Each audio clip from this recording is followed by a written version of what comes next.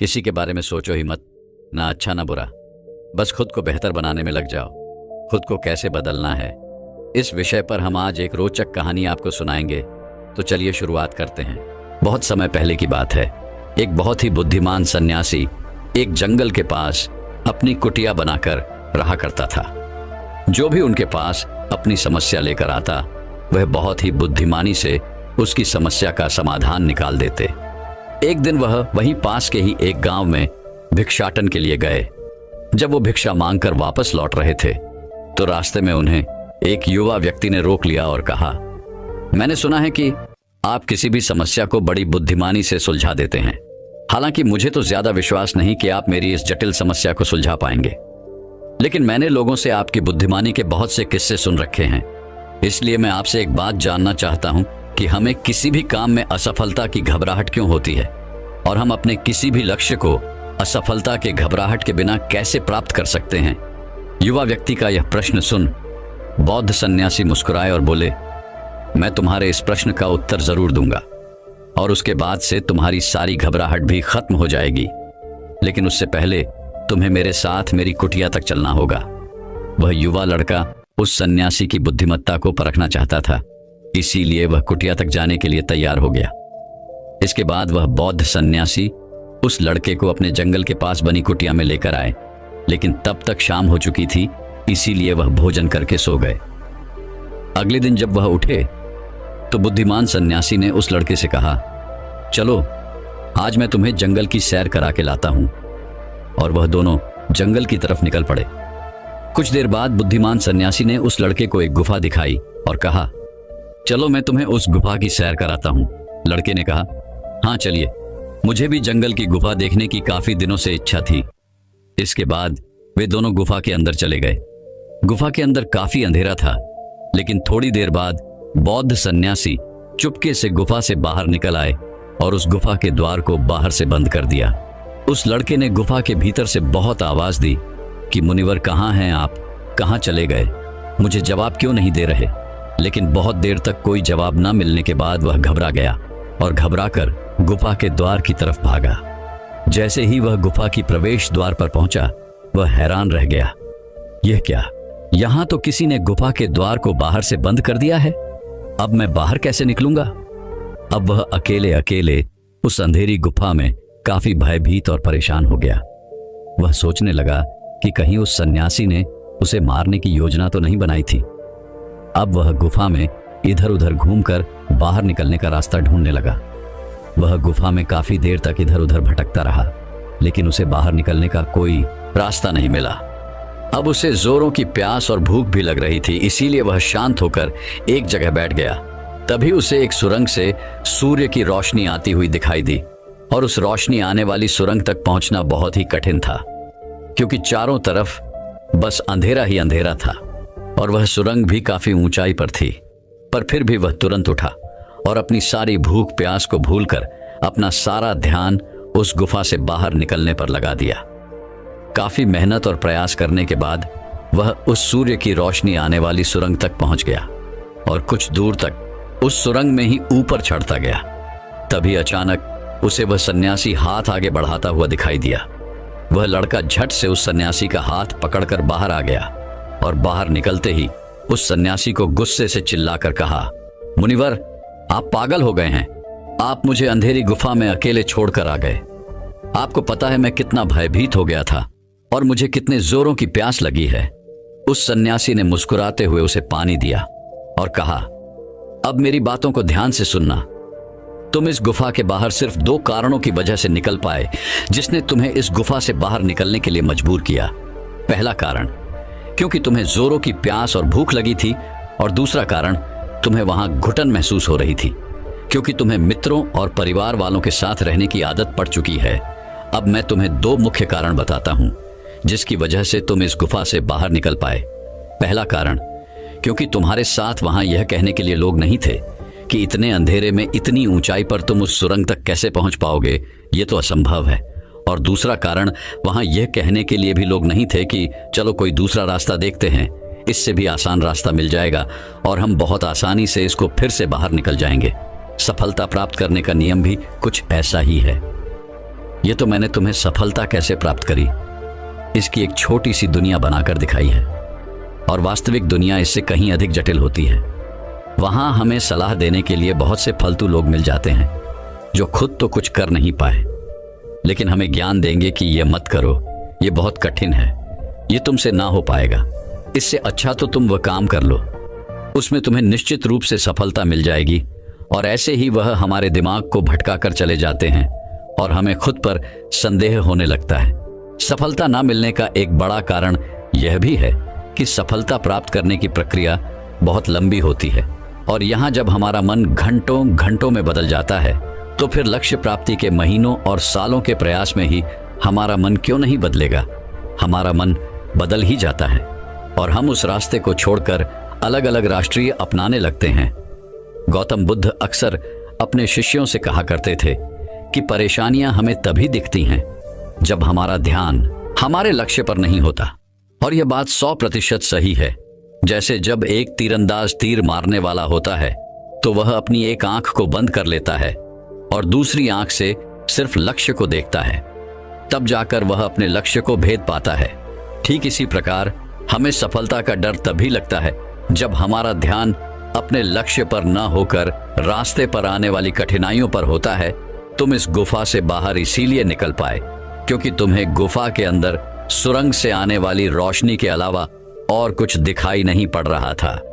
अगर उस गुफा के अंदर प्रकाश होता तो तुम वहां के बड़े बड़े गड्ढों और कीड़े मकोड़ों को देखकर डर जाते और वहीं भटकते रह जाते।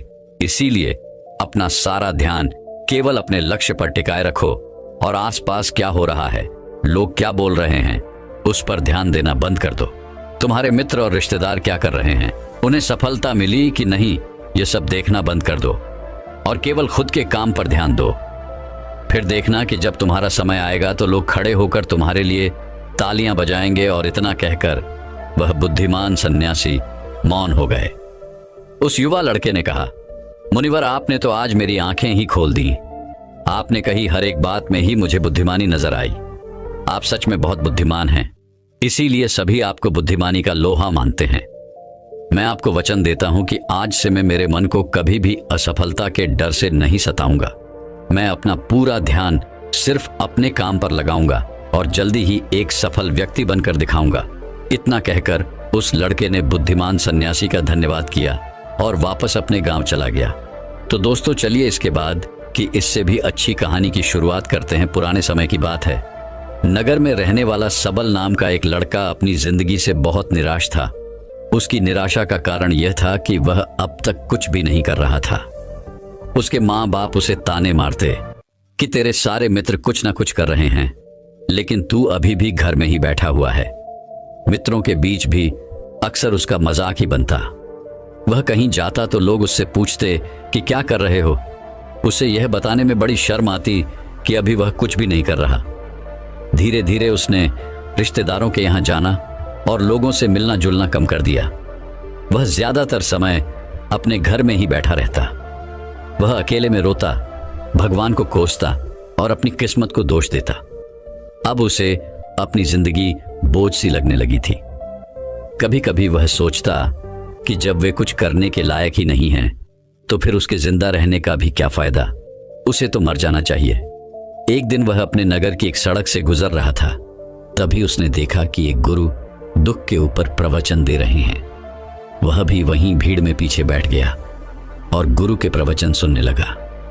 गुरु बोल रहे थे कि दुख एक गुरु की भांति होता है जो हमें जीवन की सच्चाई दिखाता है और हमें सही से जीवन जीने का तरीका सिखाता है।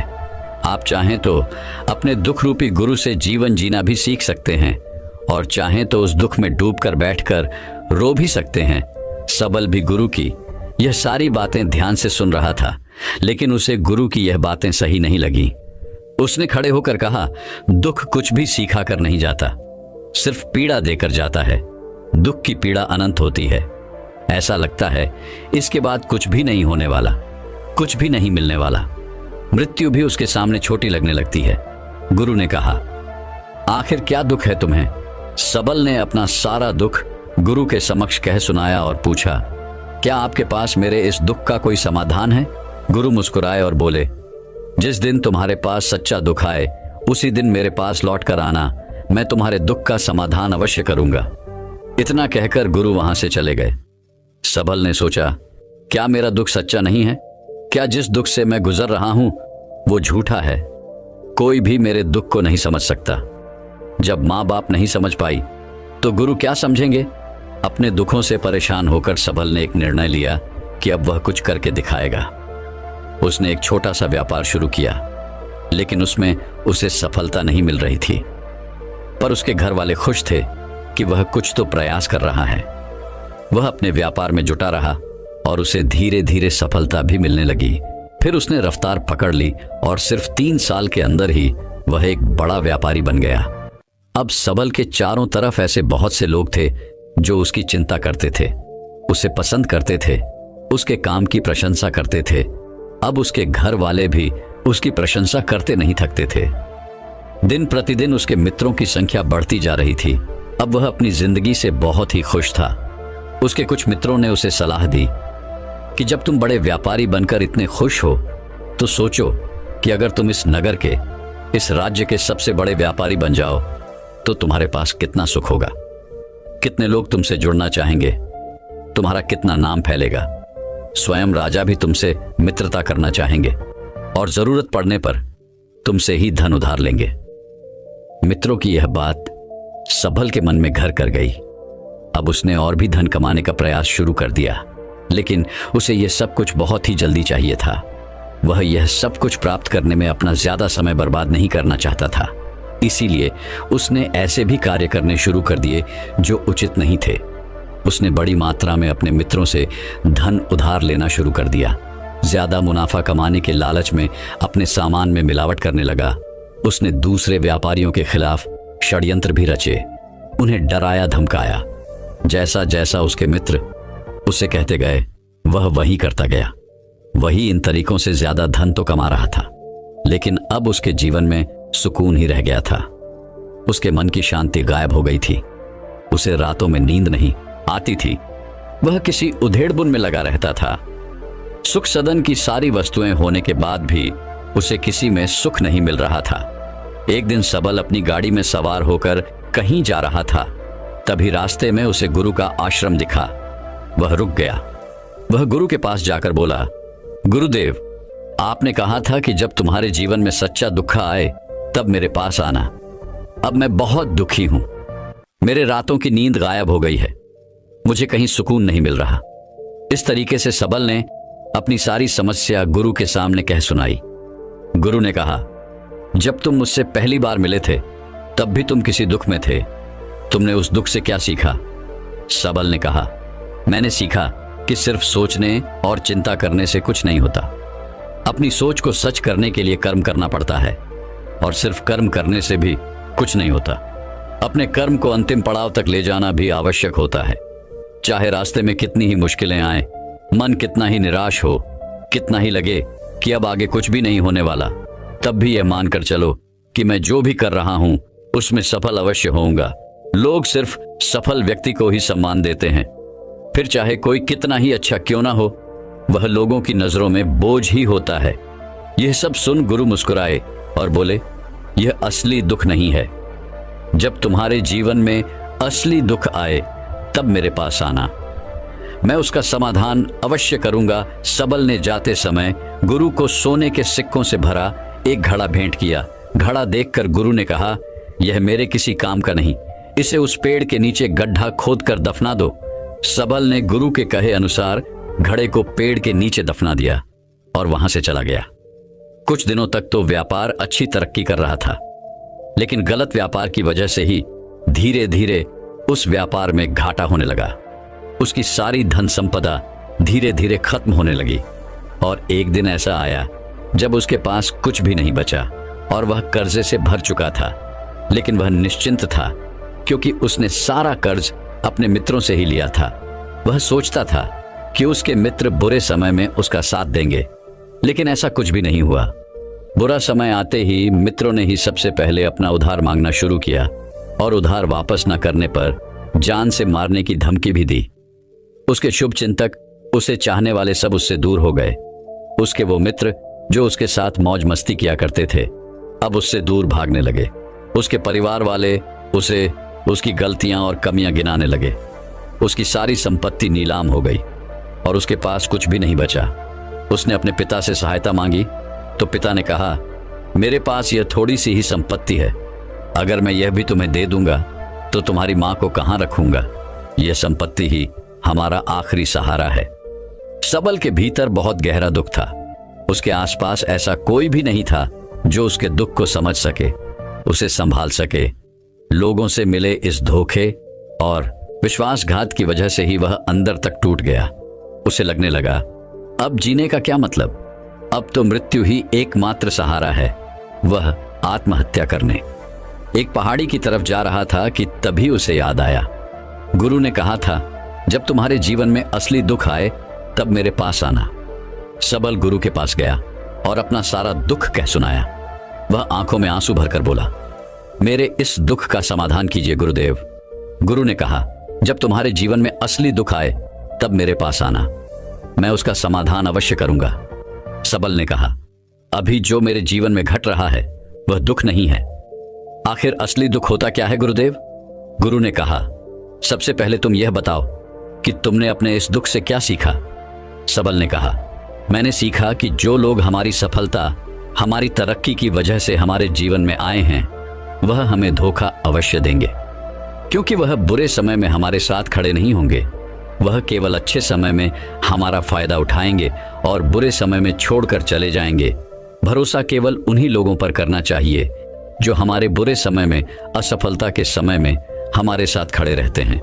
लेकिन ऐसे लोग बहुत ही कम होते हैं, पर जिसके पास होते हैं उन्हें उनकी कद्र करनी चाहिए, उनका अपमान नहीं करना चाहिए। मैंने यह भी सीखा कि कभी किसी के खिलाफ षड्यंत्र नहीं करना चाहिए। ईमानदारी और धैर्य के साथ अपना काम करना चाहिए और कभी लालच नहीं करनी चाहिए। अपना सारा दुख और अनुभव बताने के बाद सबल आंखों में आंसू भरकर गुरु के सामने बैठा रहा। थोड़ी देर बाद गुरु उठे और उस पेड़ के नीचे गड्ढा खोदकर वह घड़ा बाहर निकाला जो सोने के सिक्कों से भरा हुआ था और उस सबल को दे दिया और कहा, जब तुम्हारे जीवन में असली दुख आए तब मेरे पास आना।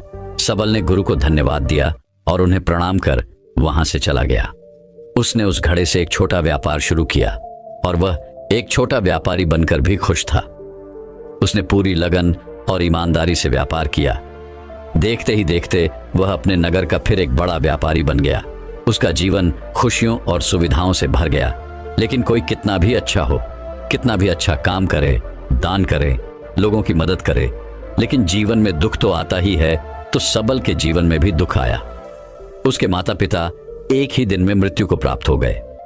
सबल अपने माता पिता से बहुत प्रेम करता था, इसलिए उसे उनकी मृत्यु से बहुत गहरा आघात पहुंचा। वह उन दोनों के पार्थिव शरीर को शमशान घाट ले गया, जहां उनकी अंतिम क्रिया की गई। वहां उसने अपने माता पिता के शरीर को जलते हुए देखा तो उसका मन बेचैन हो गया। उसके अंदर बहुत से प्रश्न उठने लगे। वह घर वापस आया तो उसने अपने माता पिता के घर और संपत्ति को देखा, जिसके लिए उसके पिता हमेशा लड़ते रहते थे। आज वो लावारिस पड़ी है। आज उसकी देखरेख करने वाली, उसके लिए लड़ने वाली इस दुनिया से ही चले गए।